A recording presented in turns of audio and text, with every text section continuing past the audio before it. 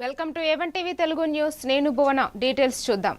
ఢిల్లీ జంతర్ మంతర్ వద్ద రాహుల్ గాంధీ అరెస్టును నిరసిస్తూ మెదక్ జిల్లా నిజాంపేట మండల కేంద్రంలో మండల కాంగ్రెస్ పార్టీ అధ్యక్షుడు వెంకటేష్, మండల కాంగ్రెస్ నాయకుల ఆధ్వర్యంలో రోడ్డుపై బైఠాయించి కేంద్ర ప్రభుత్వానికి వ్యతిరేక నినాదాలు చేస్తూ ధర్నా, రాస్తారోకో చేపట్టారు.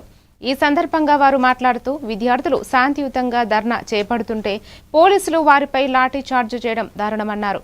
కేంద్ర విద్యాశాఖ మంత్రి ధర్మేంద్ర ప్రధాన్ రాజీనామా చేయాలని వారు డిమాండ్ చేశారు.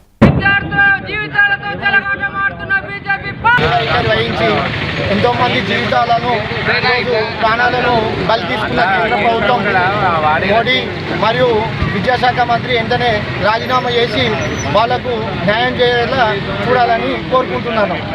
విద్యార్థులపైన లాఠీ చార్జీ గురించి ధర్నా చేయడం జరుగుతుంది. ఈ దేశ ప్రధాని మన విద్యార్థుల నీట్ పరీక్ష పేపర్లు లీక్ అయినా కానీ సీమకు సీమకు కుట్టినట్టు కూడా లేకుండా విద్యార్థులు నీటి పరీక్ష లీకేజ్ గురించి ధర్నా చేస్తుండడం వల్ల వారిపై లాఠీ చార్జ్ చేయడం జరిగింది. ఇంతకుముందు వాళ్ళు ఈ దేశానికి ఎంతో సేవ చేసి మరి అమరులైన సందర్భం ఈ దేశ ప్రజలకు తెలుసు.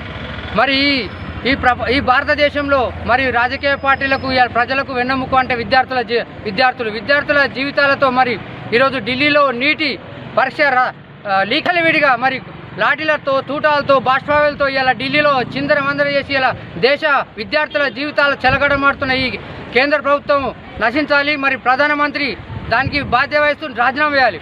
మరి అదేవిధంగా పరీక్షలో లీక్ అయిన సందర్భంగా విద్యార్థులు దానికి లీక్ అయిన సందర్భంగా రాజీనామా చేయమంటే మరి వారు రాజీనామా చేయకుండా ఇలా విద్యార్థుల జీవితాలతో చెలగడమాడుతున్నారు.